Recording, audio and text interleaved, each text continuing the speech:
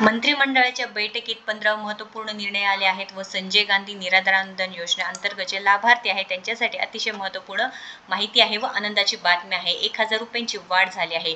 संजय गांधी निराधार श्रावण बाळ योजनेतील दिव्यांगाच्या अर्थसहाय्यात आता 1000 रुपयांची वाढ, लाभार्थ्यांना दरमहा 1500 ऐवजी आता 2500 रुपये मिळणार अशी घोषणा झाली आहे।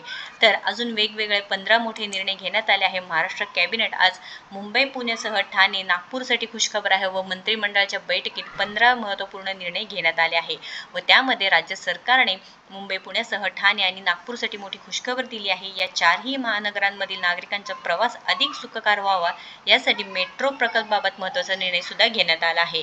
तर लक्षात घ्या, राज्य मंत्रिमंडळाची बैठक झाली आहे व या बैठकीत 15 महत्त्वाचे निर्णय घेण्यात आले आहे। ते म्हणजे संजय गांधी निराधार श्रावण बाळ योजनेतील दिव्यांगांना अर्थसहाय्य 1000 रुपयांची वाढ करण्यात येईल आहे।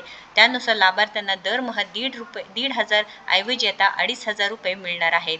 दुसरा निर्णय काय असणार आहे तुम्ही पाहू शकता इथे, जो ऊर्जा विभाग आहे, महानिर्मिती कंपनीच्या औष्णिक विद्युत निर्मिती केंद्रातील राखेच्या वापराबाबत धोरण निश्चित आहे। कामगार विभाग, महाराष्ट्र दुकाने व आस्थापना अधिनियम 2017 मध्ये सुधारणा, कामगार विभाग कारखाने अधिनियम 1948 मध्ये सुधारणा, आदिवासी विकास विभाग अनुसूचित जमातील 9वी-10वीच्या विद्यार्थ्यांना सुवर्ण महोत्सवी आदिवासी पूर्व माध्यमिक शिष्यवृत्ती योजनेऐवजी केंद्र सरकारची पूर्व माध्यमिक शिष्यवृत्ती योजना लागू करणार आहेत।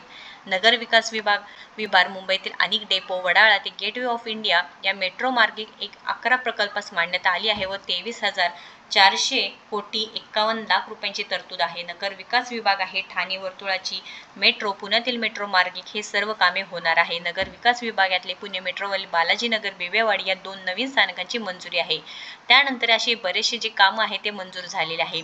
विधी व न्याय विभागामध्ये मुंबईतील वांद्रे येथील उच्च न्यायालयात नवीन संकुल बांधकामाचा खर्च मान्यता, प्रकल्पासाठी 3750 कोटी रुपयांची तरतुदीत मान्य आहे। त्यानंतर इथे नागपूर शहराभोवती बाह्य वळण रस्ता, आउटरिंग रोड त्यालागत 4 वाहतूक बोटांची निर्मिती केली आहे। तर अतिशय महत्त्वपूर्ण अपडेट आहे। पण संजय गांधी निराधार अनुदान योजनेअंतर्गत श्रावण बाळ योजनेतील दिव्यांगाच्या अर्थसहाय्य 1000 रुपयांची वाढ झाली आहे।